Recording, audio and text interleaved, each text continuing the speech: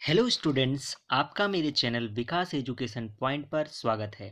विद्यार्थियों, आज मैं आपको शिक्षा निदेशालय राष्ट्रीय राजधानी क्षेत्र दिल्ली द्वारा दी जाने वाली क्लास 10th के सामाजिक विज्ञान विषय से अर्थशास्त्र से वर्कशीट या कार्यपत्रक 73 का अध्ययन करेंगे।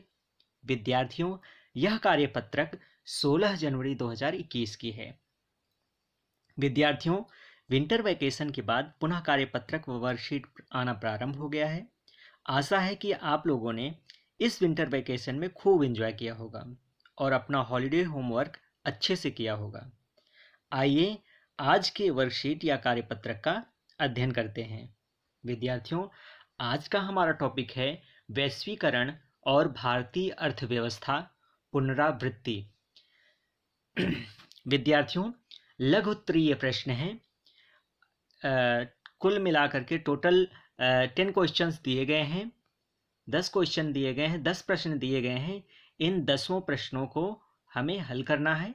आइए एक एक करके प्रश्नों को समझते हैं और इनके उत्तर लिखते हैं। पहला प्रश्न है, वैश्वीकरण क्या है? तो इसका आंसर हो जाएगा बच्चों, विभिन्न देशों के बीच परस्पर संबंध और तीव्र एकीकरण की प्रक्रिया ही वैश्वीकरण है। नेक्स्ट क्वेश्चन है, व्यापार अवरोधक का एक उदाहरण दीजिए। तो विद्यार्थियों, आयात पर कर लगाना व्यापार अवरोधक का एक उदाहरण है, या यूं कह सकते हैं आयात पर कर लगाना व्यापार अवरोधक का कार्य करता है। नेक्स्ट क्वेश्चन है आपका, भारत में नई आर्थिक नीति कब लागू हुई? तो विद्यार्थियों, इसका आंसर हो जाएगा, भारत में नई आर्थिक नीति 1991 में लागू की गई, 1991 में लागू की गई।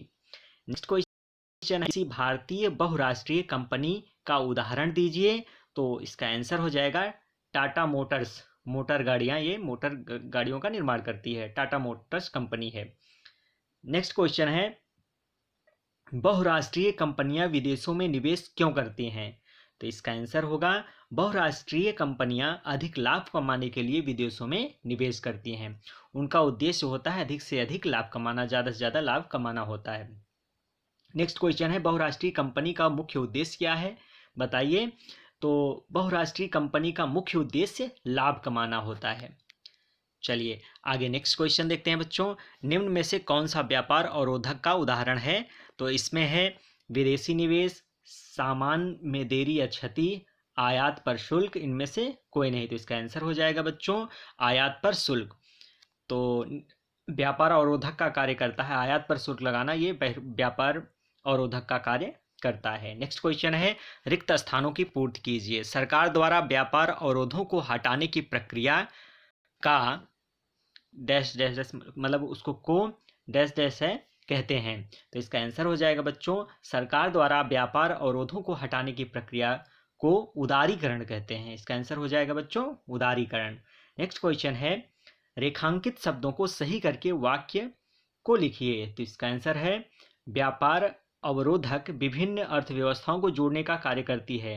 ये प्रश्न है बच्चों, व्यापार अवरोधक विभिन्न अर्थव्यवस्थाओं को जोड़ने का कार्य करती है। तो व्यापार अवरोधक पर देखिए लाइन खींचा गया है नीचे, तो व्यापार अवरोधक ये गलत है बच्चों।